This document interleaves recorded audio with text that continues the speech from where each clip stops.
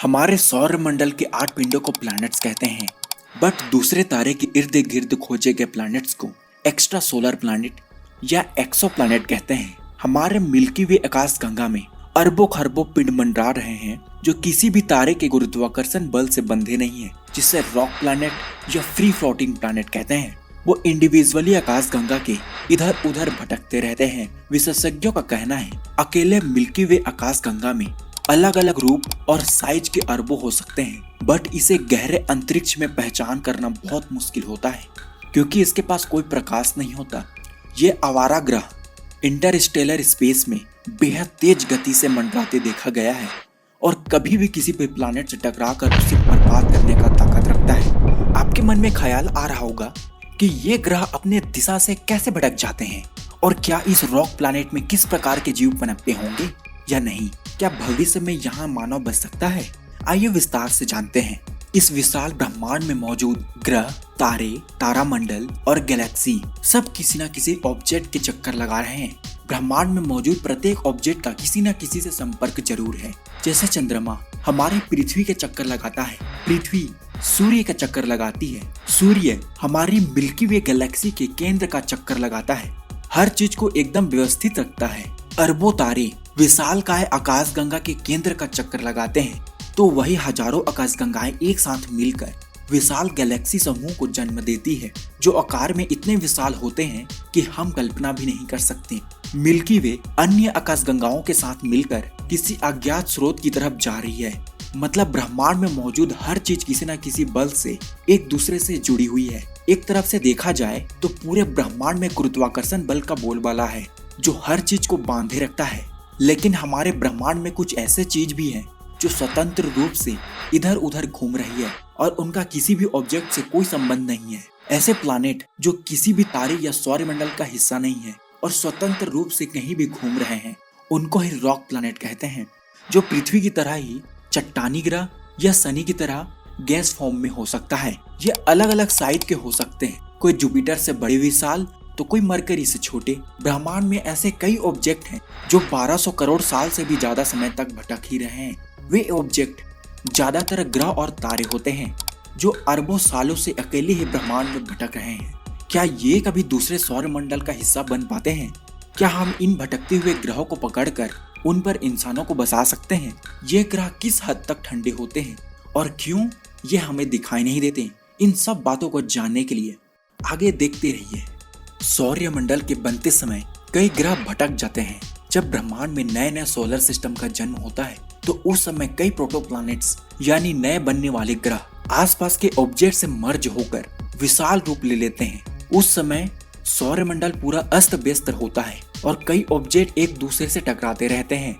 ऐसे में कोई बड़ा पिंड या ग्रह उससे टकरा जाता है और इस टक्कर से जो संभल जाता है वो सही ऑर्बिट में सेट हो जाता है, बट जो नहीं संभलते तो उसके ऑर्बिट को बदल देता है और ऑर्बिट से भटकने के कारण प्रोटोप्लैनेट अपने सौरमंडल से इजेक्ट हो जाता है। उसके मुख्य तारे की ग्रेविटेशनल भी उसे वापस नहीं ला पाती और वो हमेशा के लिए अनंत ब्रह्मांड में भटकते रहता है। ऐसे ही घटना हमारे सौरमंडल के शुरुआती दौर में हुआ था।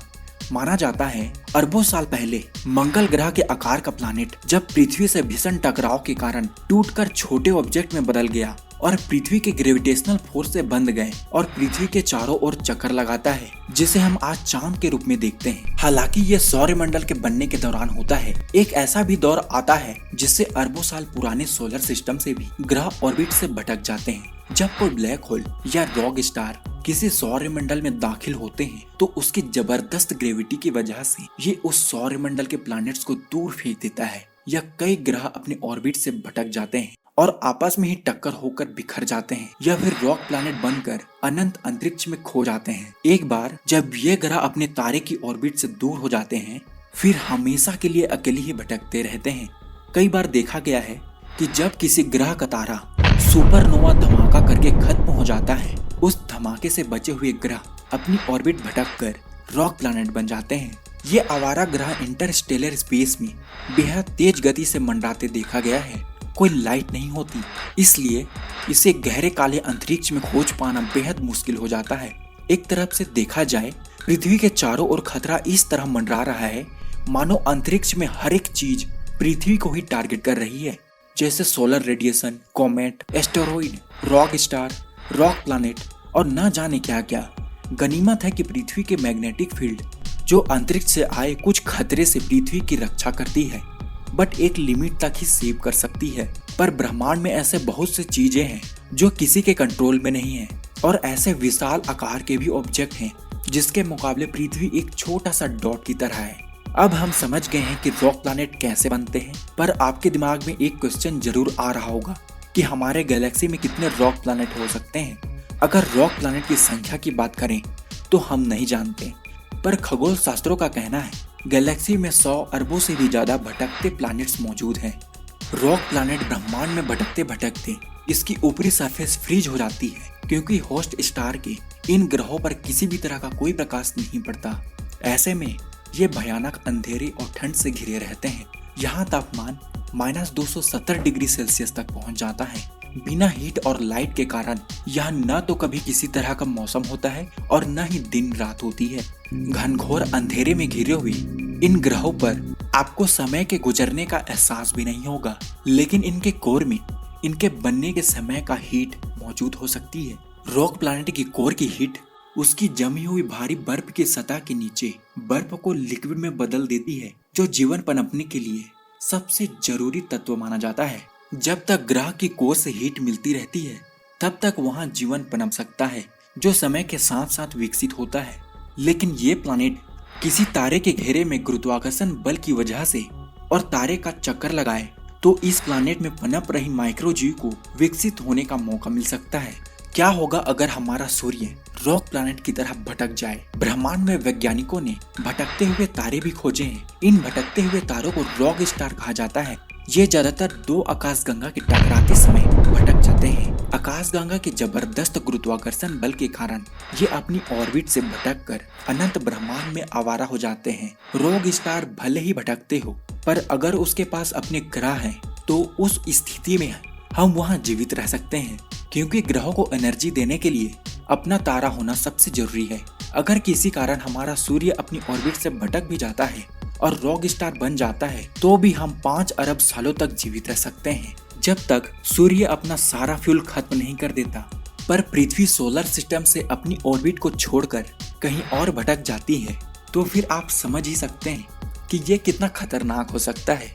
हाल ही में नासा ने इन भटकते हुए रॉक प्लैनेट और रॉक स्टार को खोजने के लिए एक खास इंफ्रारेड टेलीस्कोप तैयार कर रहा है, जिनका नाम रोमन स्पेस टेलीस्कोप है। ये अभी कंस्ट्रक्शन फेज में है, पर 2027 तक ये स्पेस में जा करके वहां से हमारे कई एक्सोप्लैनेट की इमेज के साथ साथ ग्रेविटेशनल माइक्रो लेंसिंग के जरिए रॉक प्लैनेट खोजने में मदद करेगा। इनके अलावा ये टेलीस्कोप ब्रह्मांड में डार्क मैटर और डार्क एनर्जी के इम्पैक्ट को भी नापेगा।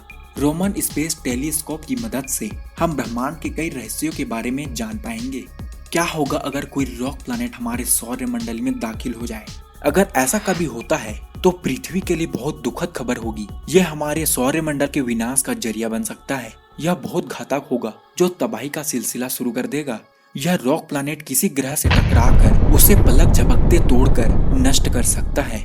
अगर रॉक प्लैनेट किसी ग्रह से न टकराए तो यह हमारे सौर मंडल की अलाइनमेंट को बिगाड़ सकता है और सौर मंडल के सारे प्लैनेट्स की एक्सिस बदल जाएगी, जिसे प्लैनेट आपस में ही टकराकर पूरे सौर मंडल को बर्बाद कर सकती है। यह पृथ्वी के लिए बहुत ही घातक समय होगा, क्योंकि पृथ्वी हैबिटेबल जोन में है, जहां ना तो ज्यादा ठंडी पड़ती है और न ही ज्यादा गर्मी। अगर पृथ्वी अपनी कक्ष से थोड़ा भी इधर उधर हो जाए तो बहुत अधिक ठंड पड़ेगी या तो बहुत गर्मी। इन दोनों कारणों में पृथ्वी पर जीवन खत्म हो जाएगा। हालांकि अभी तक ऐसा कोई इन्फॉर्मेशन नहीं आया है, पर ऐसा कुछ हो तो हमारे सौर मंडल तक पहुंचते पहुंचते कई लाखों साल लग जाएंगे। आपको ये वीडियो कैसे लगी मुझे कमेंट करके जरूर बताना। फिर मिलते हैं नए वीडियो में नए टॉपिक के साथ। जय हिंद।